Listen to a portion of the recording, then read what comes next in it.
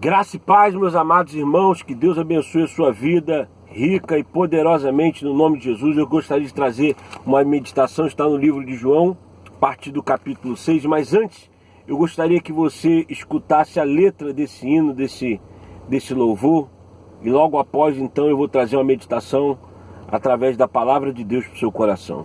Preste atenção na letra desse hino.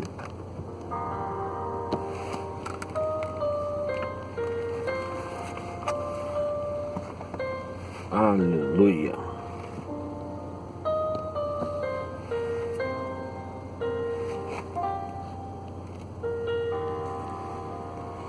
Aleluia, Deus. Fala, meu Pai, com os teus filhos, em nome de Jesus.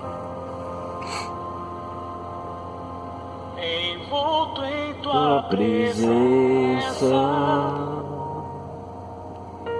Aleluia, Deus. quero me sentar aqui aos teus pés, envolto neste santo lugar. não quero mais sair. Aleluia, meu Deus. Aleluia, Senhor. Não vim por Tuas bênçãos, tu não deves fiz nada para mim, mais do que tu podes me prover. Jesus, eu Jesus. quero a ti. Linda, né? Linda canção, lindo hino esse. E eu quero trazer então uma reflexão em cima dessa palavra, porque com certeza o Senhor estará falando então aos nossos corações. Estou aqui com a minha Bíblia aberta, meu amado irmão, no livro então de João, aonde eu estarei trazendo essa meditação no capítulo 6 do livro de João. A Bíblia relata então uma das multiplicações, porque foram duas, que Jesus então fez. Para me trazer a meditação de hoje, eu não posso deixar de citar então essa multiplicação. Nos dias de hoje, muitos pastores, muitos líderes religiosos, de repente você é uma pessoa que já ouviu diversas vezes pregações baseadas na multiplicação dos pães e dos peixes. Mas a meditação que eu quero trazer hoje, meu amado, meu querido, ela não é tão somente na multiplicação dos pães e dos peixes, naquilo que Jesus pode prover na minha e na sua vida. Mas a meditação está justamente no após essa multiplicação. Porque a Bíblia nos traz uma reflexão, Jesus então nos traz uma reflexão muito forte logo após essa multiplicação. A Bíblia diz então, depois do capítulo 6, a partir do versículo 22, que Jesus se ausenta, Jesus sai de cena, aquela multidão que havia sido alimentada através dos pães e dos peixes, que viu ali então a provisão, teve ali prova de que Deus também é um Deus provedor, é um Deus que não permite que aqueles que o buscam, aqueles que estão na presença dele, venham ser desamparados. Você pode passar por provas estando na presença de Deus, é lógico, mas em nenhum momento você vai ser desamparado. Se verdadeiramente há uma sinceridade no seu coração, meu amado, você pode ter certeza, a provisão ela vai vir na sua vida. Mas o que eu quero falar aqui é após esse milagre da multiplicação, quando Jesus então é procurado, porque a multidão viu que os barcos estavam ali, que os discípulos saíram, mas Jesus não estava com ele. Então aquela multidão que tinha sido alimentada, ela volta a procurar Jesus. E eu estava meditando sobre essa palavra, sobre o que Jesus fala para aquela multidão, quando aquela multidão o encontra novamente. Porque Jesus é aquele que sonda os nossos corações e também sondava naqueles dias o coração daquela multidão. Jesus sabia o porquê daquela multidão que estava indo novamente atrás dele. E Jesus, no versículo 26, disse o seguinte: quando aquela multidão entra nos barcos, eu estou resumindo a história porque ela é longa, eu vou falar mais algumas partes após esse capítulo, aqui, após esse versículo 26, eu vou citar mais algumas coisas que Jesus fala após isso. Quando aquela multidão então encontra Jesus novamente, Jesus que conhece os corações, conhecia o coração daquela multidão, daqueles que estavam o seguindo, ele disse o seguinte: respondeu-lhe Jesus: em verdade vos digo, vós me procurais não porque vistes sinais, mas porque comeste dos pães e vos fartaste. Jesus disse para aquela multidão o seguinte: a procura de vocês não é porque eu mostrei um sinal dos céus, que eu sou o Filho de Deus, que eu sou enviado, que eu vim para salvar vocês, mas vocês só estão me procurando porque vocês comeram do pão e se fartaram. Ou seja, é provável que nós venhamos então pensar que aquela multidão estava novamente com fome, então eles procuram novamente a Jesus. E isso já nos dá uma reflexão muito forte, porque quantas não são as vezes que, ao passarmos por algum problema ou por alguma necessidade, nós nos aproximamos mais de Deus. Quantas não são as pessoas que, quando elas têm os seus problemas, passam pelos seus problemas, elas buscam a Deus, elas vão à igreja, elas oram, mas passado esses problemas, ela então no seu coração diz o seguinte: agora eu não preciso mais buscar a Deus, porque eu já tive os meus problemas sanados, solucionados. E o que Jesus falou para a multidão era justamente isso: vocês só estão aqui por um interesse, porque vocês não estão aqui pelos sinais que eu mostrei que sou o Filho de Deus, mas por um interesse material. E nós devemos meditar em cima disso, fazer uma reflexão se nós também não estamos se dirigindo a Deus somente por um interesse, porque queremos resolver problemas, porque queremos então ter a provisão dele na nossa vida nos dias tão difíceis que nós temos passado.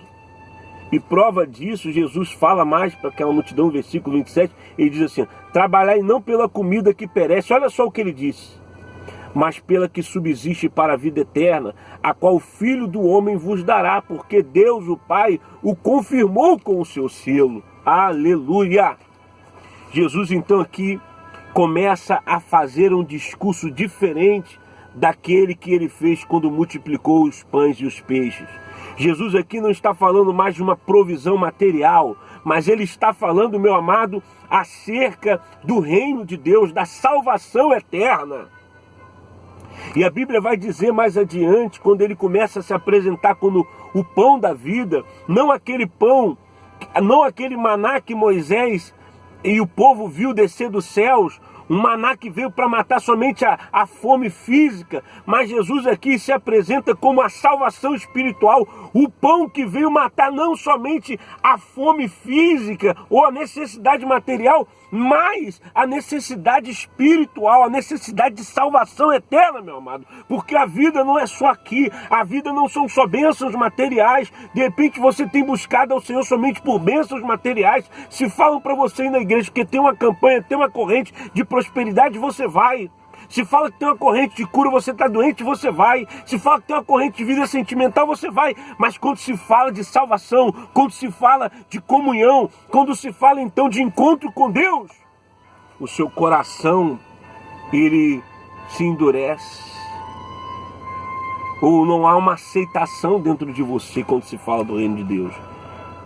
E a Bíblia vai dizer lá no versículo 41, mais adiante, eu estou então adiantando a história um pouco, mas nessa mesma trajetória, que quando Jesus começa a ensinar que ele era o pão da vida, que ele era o Salvador, muitos judeus murmuravam e indagaram a ele. Olha só o que diz no versículo 41, também do capítulo 6 de João. Murmuravam, pois, dele os judeus, porque disseram, eu sou o pão que desceu do céu. Porque ele disse, eu sou o pão que desceu do céu. Ele dizia, não é este Jesus o filho de José? Acaso não conhecemos o pai e a mãe? Você veja que é muito forte, e eu vou parar nisso aqui para trazer também a meditação, que ninguém indagou que Jesus era filho de José e de Maria quando ele multiplicou os pães e os peixes. Mas quando ele começa a falar do reino, quando ele começa a falar de salvação, quando ele então apresenta que era necessário que eles viessem ter parte com ele, que eles viessem realmente reconhecê-lo como filho de Deus e o aceitá-lo como Salvador, eles começam a indagar. É como nos dias de hoje.